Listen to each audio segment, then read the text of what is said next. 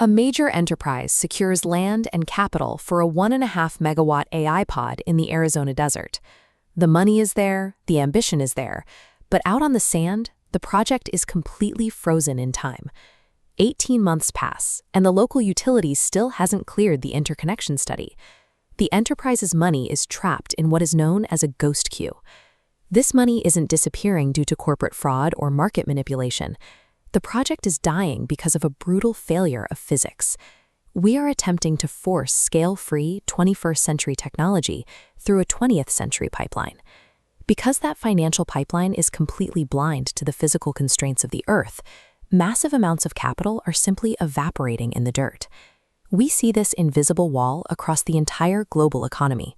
Pioneers pushing the limits of compute, energy, and logistics are all hitting the exact same barrier. Look at this image of the Lawrence Berkeley National Laboratory. Researchers here track the national power grid, and their data shows over 2,600 gigawatts of generation and storage capacity stuck in interconnection queues across the US. That capital is literally waiting in line to die. Or consider the data behind this cover of the Harvard Business Review, which tracks corporate mergers. Their foundational research consistently shows that 70 to 90% of all M&A integrations incinerate their anticipated return on investment. The core problem is that enterprises operate on a greenfield illusion.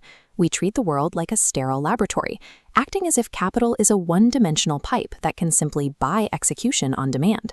But the real world is an interstitial brownfield.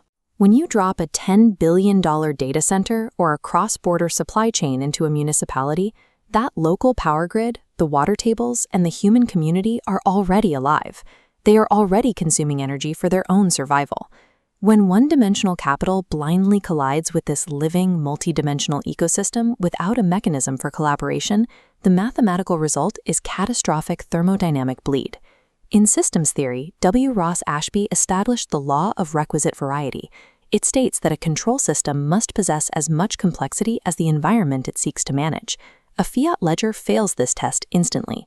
To execute a modern megaproject, you must align 4 separate realities, starting with the cyber dimension. This is the algorithmic ambition, the IT integration, the compute, and the silicon. Next is the physical dimension, mapping the thermodynamic capacity of local power grids, water tables, and logistics. Then, the sovereign dimension, tracking geopolitical laws, data embargoes, and compliance. Finally, the social dimension dictates biological consent, human cultures, and the localized workforce dynamics necessary to build and maintain the project. Legacy project managers try to fix these collisions by pushing for early engagement, but you cannot arrive early to a 10-dimensional ecosystem. The supply and demand of its physiological needs are already in continuous motion long before your first shovel hits the dirt. To stop the bleeding, we have to change the physics of the investment. We do that through a structure called the maturation facility. This is not a physical building. It is a neutral architectural layer, an OSI protocol stack for the real world. Think of it as a zero-custody airlock. It allows fiercely competitive corporations, sovereign regulators, and local citizens to safely map their respective constraints and capacities without ever surrendering their proprietary privacy. By moving away from probabilistic software models that guess the future, counterparties map the deterministic truth of the ecosystem before a single dollar is deployed. When we rely on a legacy fiat ledger, we are essentially looking at a post-facto receipt of money spent. This creates the ghost queue, because the money arrives before the physical and legal constraints have been solved. To bridge this gap, we use the 4D pattern ledger. Because the maturation facility has already resolved the conflicts between the power grid, local law, and IT integration, this ledger records the exact synchronized alignment of all 4 capitals. It ensures the system is physically and legally ready for the money to land.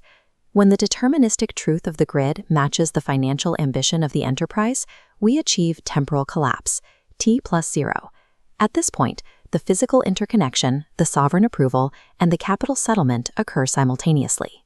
The multi-year wait for a grid study evaporates because the study was solved and integrated during the maturation process. Bypassing a 5-year grid queue or avoiding a failed merger saves an immense amount of capital that would otherwise be lost to friction. This saved energy is mathematically quantified as yield. Utilizing a co-creation model allows a corporation to fulfill its core fiduciary duty to shareholders. It captures the margin that legacy 1D capital projects typically incinerate in the brownfield. To protect their ROI, organizations must transition from an era of zero-sum extraction into the kinetic co-creation economy. By applying a macro-systemic architecture, we bypass the systemic delays that stall large-scale investment. We secure the infrastructure necessary for the intelligence era by aligning financial ambition with the physical reality of the planet.